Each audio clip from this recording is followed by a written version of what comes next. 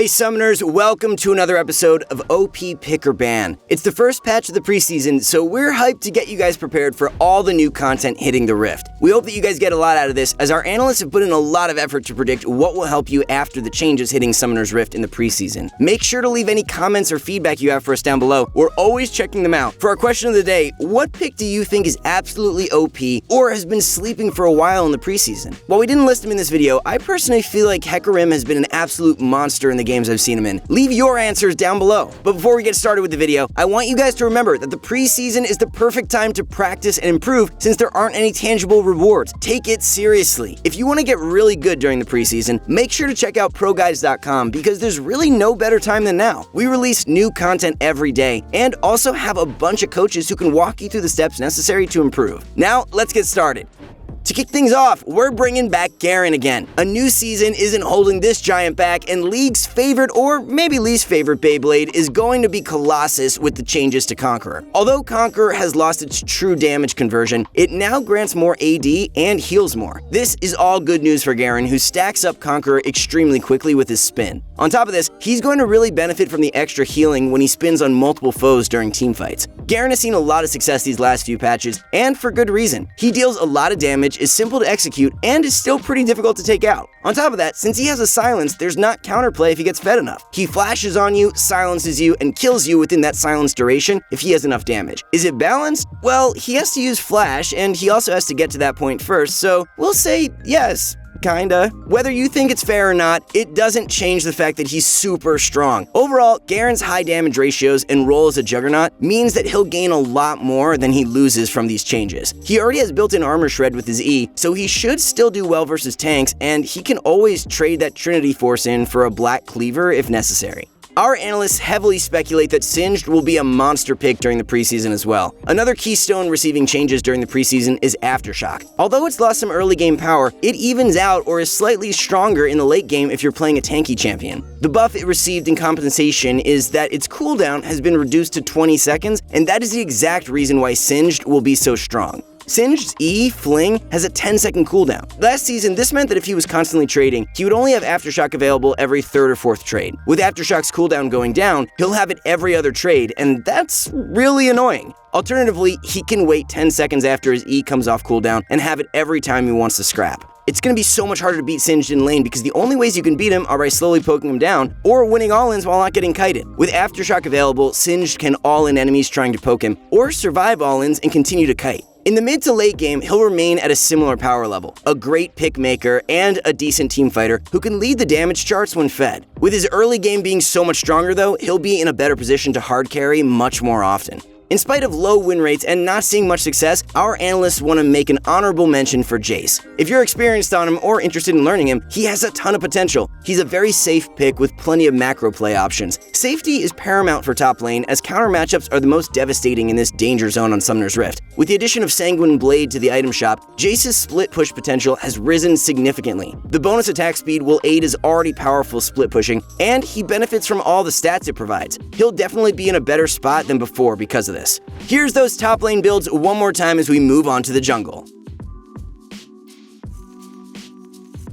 Leading the charge into the jungle is Karthus. He's already a huge nuisance who's been a devastating monster on Summoner's Rift. While Presence of Mind is no longer going to be a viable option on him, a lot of other changes to the game are going to heavily benefit him. Jungle camps will now spawn faster, but pay out a little bit less. For a power farming jungler like Karthus, this is really good news. Also, jungle experience has been evened out on both sides, so the blue side of the jungle will be just as rewarding as the red side now. This means pushing Karthus out of his red side will hurt him a lot less than before, and it'll be even easier for him to get back into games now. He also thrives heavily in the narrow alcoves that have been added to the side lanes, so he has some additional strength under the right circumstances.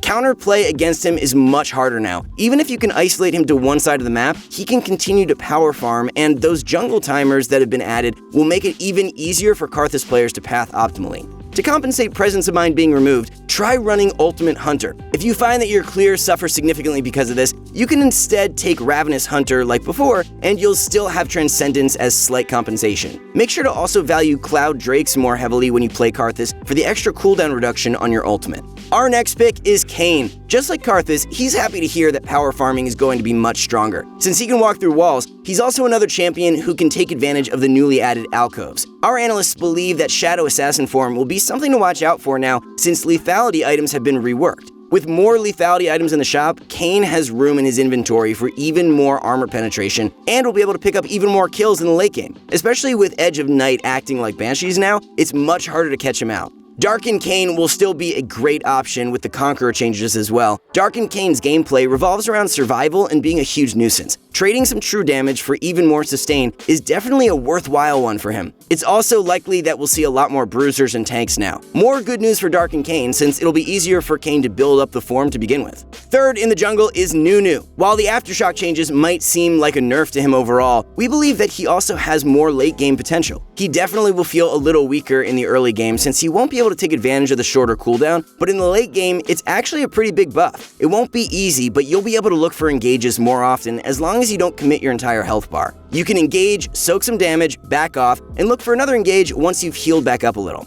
This information is insignificant compared to his real power in the preseason though. Dragons are much more valuable than before and easier to clear during the first 2 spawns. Yup, you know where this is going. Nunu is one of the best junglers at sneaking dragon, stealing them, and also securing subsequent dragons. You'll want to pick him to secure that juicy dragon soul buff everyone is dying to get their hands on. Anytime you have a mid and bot lane with lane priority, it's a GG easy as you'll have no trouble picking up 4 dragons. Here's a recap of our jungle builds. Check them out one more time, guys. Now, let's run it down mid.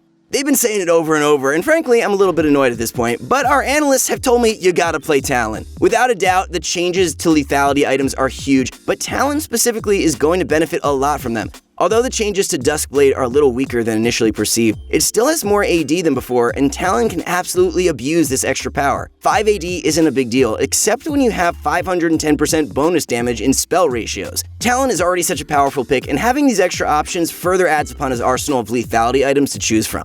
Parkour through the map and kill your enemies, or just kill your lane opponent. The reason Talon is oppressive is because of his insane lane pressure, and how quickly he can roam to side lanes. You're not obligated to keep laning once you hit level 6 on Talon, when you can constantly roam and pick up kills elsewhere. In the mid to late game, you can traverse the jungle, jumping over walls to make picks using the extra lethality items you can buy now. Second in the mid lane is Echo. Honestly, the biggest reason he's made this list is because he does fine against assassins. Echo can build an early Seeker's Arm Guard if necessary, but usually doesn't even need it because of his ultimate. He can ult to heal back a significant amount of the damage he takes and instead turn fights around. Assassination attempts, if they're not well planned out, don't end too well, unfortunately. Echo has a lot of similar strengths to Talon as well as other assassins. He has great wave clear, can pressure his opponents in lane, and has great roams. The main difference in Echo's roams versus Talon's is that he's not as fast, but he's much better at turret diving. It's a trade-off for sure, but Echo will definitely hold more than his own weight in an assassin-heavy meta. Peep those builds one more time, guys, as we talk about bot laners next. First up is Caitlyn. She just doesn't want to leave, we know, but with the item changes hitting the rift, she's not ready to give up her spotlight just yet. When we think of crit builds, we usually think of them synonymously with the effects of rapid fire cannon or static shiv. This patch, there's a heavier distinction, as the way the energized passives work has changed a little bit. You can now stack them additively with each other, meaning that a mid-game centered build revolving around these items will be much stronger than before. Caitlyn already builds Shivs and RFC pretty often, so this will help mitigate that dip in power many Caitlyn players see during the mid-game. If you watch our videos, you already know this stuff, but Caitlyn is a great pick because of oppressive, safe laning, incredible sieging, and excellent self-peel. She's kind of a utility carry too. Our analysts speculate that going for an energized build, taking rapid fire cannon into static shiv, into storm razor, will make her a mid to early late game terror. If the game continues to stall out, you'll find some trouble in the late game, but can eventually round out your build by selling items and replacing them as you see fit in the conclusive stages of the game. Her early game is what's important though, as she'll be a great pick to secure control over dragon. Perma push and help your jungler secure those early game dragons, and it'll be smooth sailing from there. Speaking of Stormrazor, our next pick is Kai'Sa, and our analysts believe that it's time to take one of her builds out of the icebox. So how do we know that this one is better than her other 100? Well, it's always situational, but the buffed slow on Stormrazor will synergize really well with Kai'Sa's kit. It'll be much easier for her to activate her passive, and she'll also be a little bit safer now when she has to fight toe-to-toe against a diver or assassin. With the addition of crit to Stormrazor as well, her crit build will be even stronger than before. Nevertheless, we all know you can basically build any item on her, so you can always make adjustments as necessary. Aside from items, Kai'Sa will thrive because of the changes to lethality items. No, we don't mean build them on her, but honestly, we wouldn't be surprised if they worked. Since assassins will be much more common, it'll be even more important that marksmen can fend for themselves. Kai'Sa has 2 defensive abilities, so she's one of the best equipped marksmen to deal with them. Cling onto life against them is another way to put it, but it's essentially the same thing. Good luck, marksman players, and once again, here are those bot lane builds. Let's wrap it up with support now. In terms of supports, there's nothing too surprising as we welcome back Nautilus. The Aftershock changes definitely help him out as an aggressive laner, but he's earned his spot even without them. Nautilus is a strong laner who deals a ton of damage and also scales well with his insane crowd control. Like Caitlyn, his raw power in lane allows him to help secure control over early game dragons. Honestly, he's really just here because of numbers. He has a high pick rate, high win rate, and high ban rate for a reason. The numbers we're referring to are his in-game numbers, base stats, and abilities. He's just a really powerful champion, period. And there's not much else we need to say to make our point. There is a lot to say about Senna, however. This champion is nuts. It's kind of insane that she's topped a 50% win rate only 1 patch after her release. That's usually troublesome news, but Riot believes that they've hit a pretty good balance point with her. We think she's broken, however. Senna deals insane damage and is a huge nuisance to lane versus. When she's not poking, she's using her Q to sustain herself as well as her lane partner. Great Senna players can do both at the same time, so in the right hands at least, this champion is absolutely insane. All of her abilities are extremely useful. Her Q and ultimate make her great for sieges and teamfights, while her W provides some great follow-up to ally crowd control. Senna also provides solid utility with her Curse of the Black Mist, which allows her to shroud herself and nearby allies. Every time I play against a Senna who uses it well, the game feels so difficult, especially during teamfights. Being able to make allies untargetable is one of the most impactful abilities in the entire game. Senna's insane scaling makes it even harder to win versus her because she'll almost always have a heavy influence in the later parts of the game. Here's a quick recap of all the builds we mentioned for supports. Alright, that concludes this episode of OP Pick or Ban. Thank you guys so much for watching. If you want to see more content like this, or a ton of helpful content related to gameplay, check out our YouTube channel as well as ProGuides.com, where we've teamed up with professional players to design the best content to help you guys improve. Good luck out there on the Rift, and we hope to see you all next time.